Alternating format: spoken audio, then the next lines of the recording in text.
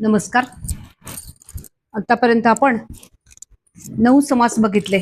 आज आपण 10वा समास, दशक पहिला मधला 10वा समास.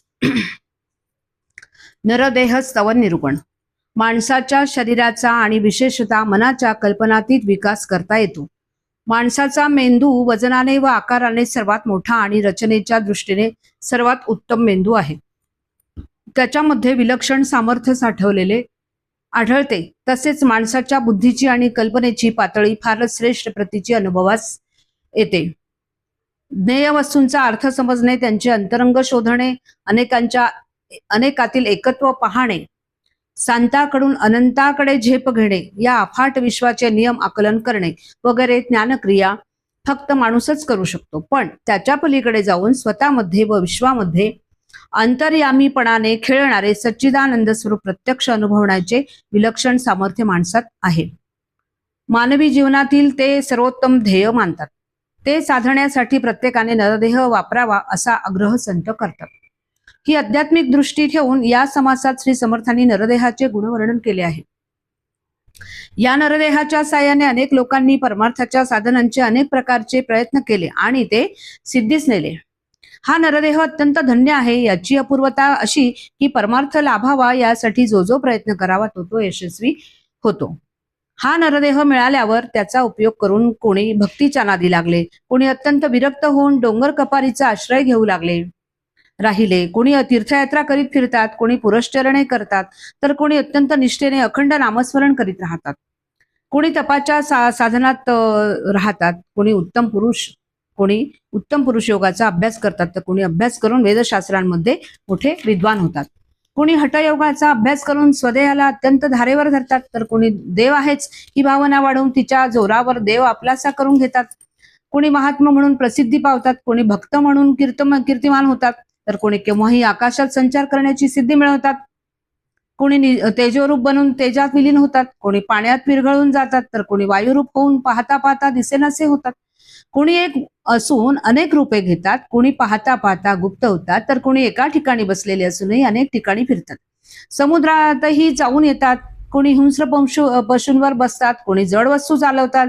तर कोणी आपल्या तपाच्या बळाने प्रेतांना जिवंत करतात, कोणी तेजाला मंद करतात, कोणी जलाशय आटवून टाकतात, तर कोणी सर्व प्राण्यांचा श्वास कोंडून धरतात, कोणी मोठ्या दृढ निश्चयाने योगांचा अभ्यास करतात, त्यांना अनेक सिद्धी वश होतात, असे लक्षावधी सिद्ध होऊन गेले आहेत.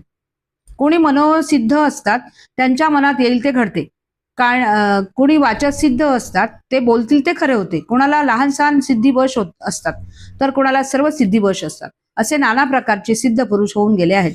कोणी नवविधा भक्तीच्या राजमार्गाने गेले, स्वस्वरूपाचा अनुभव येऊन ते कृतार्थ झाले, कोणी योगी आकाशाच्या गुप्त मार्गाने ब्रह्मलोकाला गेले, कोणी वैकुंठाला गेले, कोणी सत्यलोकात राहिले, तर कोणी शिवरूप होऊन कैलासात राहिले, कोणी इंद्रलोकी इंद्र झाले, कोणी पितृलोकात मिसळले, कोणी नक्षत्रात जाऊन बसले, तर कोणी क्षीरसागरात राहण्यास गेले.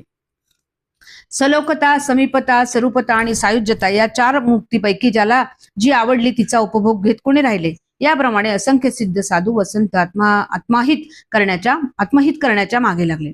असा हा नरदेह मोठा प्रसिद्ध आहे. त्याचे वर्णन करावे तेवढे थोडेच होईल. हा नरदेह श्रेष्ठ का आहे? या नरदेहाच्या आधाराने अनेक साधनांची वाट मोकळी होते, अनेक साधने करणे शक्य होते, पण विशेष करून सारासार विचाराच्या सहाय्याने पुष्कळ जण मुक्त झाले. या नरदेहाची प्राप्ती झाल्यामुळे पुष्कळ जण अहंकार सोडून आत्मानंदाने समाधान पावले व उत्तम पदास पोहोचले. नरदेहात येऊन पुष्कळ जण श्रेष्ठ व उत्तम लोकात जाऊन पोहोचले. तेव्हा या नरदेहाच्या श्रेष्ठतेबद्दल आता कोणा शंका राहणार नाही. पशुदेहापेक्षा नरदेह श्रेष्ठ का? पशुदेहामध्ये उत्तम गती मिळत नाही असे सगळे सांगतात.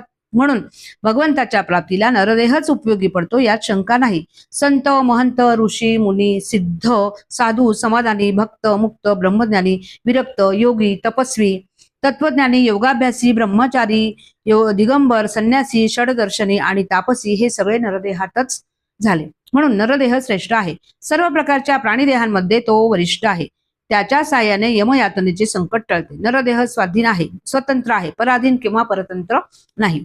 नरदेहाचा आणखी एक मोठा गुण असा की तो स्वतंत्र असतो. सहसा तो परतंत्र होत नाही, परंतु त्याला परोपकार करण्यापायी झिजवावा आणि कीर्तिरूपाने मागे ठेवावा. घोडा, गाय, बैल, म्हैस ही जनावरे आणि असे इतर पशु जर दयाळूपणाने मोकळे सोडले तर त्यांना कोणीतरी धरून नेतो. स्त्रियांना विशेषतः दासींना हाच नियम लागू आहे. पण पुरुष देहाची स्थिती अशी नाही. आपल्या इच्छेला येईल तेव्हा बाहेर जावे किंवा घरात राहावे, त्यास कोणी पकडू शकत नाही. व्यंग असलेला देह कामाला येत नाही. नरदेह बांगळा असेल तर त्याने काम करता येत नाही. छोटा असेल तर परोपकार करता येत नाही. जो अंधळा असेल तर तो संपूर्ण वाया जातो. बहिरा असेल तर त्याला प्रवचन किंवा निरूपण श्रवण करता येत नाही. तो मुका असेल तर मनातील शंका बोलून सांगता येत नाही. अशक्त, रोगी किंवा सडलेला असेल तर तो कुचकामाचा होतो. तो बेअक्कल असेल, त्याला फेफरे येत असेल किंवा पिशाच्य बाधा असेल तर तो खात्रीने निरुपयोगी समजावा. निर्व्यंग नरदेह परमार्थाला लावावा. वर सांगितल्याप्रमाणे व्यंगापैकी कोणतेही व्यंग असेल आणि नरदेह सर्व अवयवांनी धडधाकट असेल तर त्या माणसाने तात्काळ परमार्थाचा मार्ग चालण्यास आरंभ करावा. निर्व्यंग व उत्तम नरदेह मिळून सुद्धा मूर्ख माणूस परमार्थ न करता मायेच्या जाळ्यात अडकतो. मूर्ख माणसाला उत्तम निर्व्यंग देह मिळालेला असतो खरा, पण परमार्थाचा विचार करण्याचे तो विसरून जातो. मग मायेच्या जाळ्यात अडकून तो भ्रमाने वावरतो. उदाहरणार्थ, असा माणूस जमीन खणून स्वतःसाठी घर बांधतो. घर माझे आहे ही कल्पना तो घट्टपणे उराशी बाळगतो, पण ते बहुतांचे आहे, आपले एकट्याचे नाही ही गोष्ट त्याला कळतच नाही. ज्या घराला मूर्ख माझे म्हणतो व त्यामध्ये माझेपणाने गुंतून राहतो, त्या घरावर किती जीवजंतू व माणसे माझेपणाने सांगतात याचे वर्णन. उंदीर म्हणतात हे घर माझे, हे घर आमचे. पाली म्हणतात हे घर आमचे. माशा म्हणतात हे घर आमचे. याच रीतीने कांचण्या, मुंगळे, मुंग्या, विंचू, साप, झुरळे, भुंगे, भिंगोऱ्या, घराच्या लाकडातील आळ्या, मांजरे, कुत्री, मुंगुसे, पादरे किडे, वाळव्या, पिसवा, ढेकूण, तांबड्या मुंग्या, घुंगरडी, पिसोळे, गांधील माशा, सोट आणि गोमा हे सर्व किडे जे घर आपले म्हणतात, त्या किड्यांची नावे आणि पिढा आणखी विस्ताराने सांगणे न लगे. पशु, दासी व घरची माणसे घर आपलेच म्हणतात. शिवाय पाहुणे, मित्र, गावकरी, चोर व राजाचे अधिकारी हे घर आपलेच म्हणतात.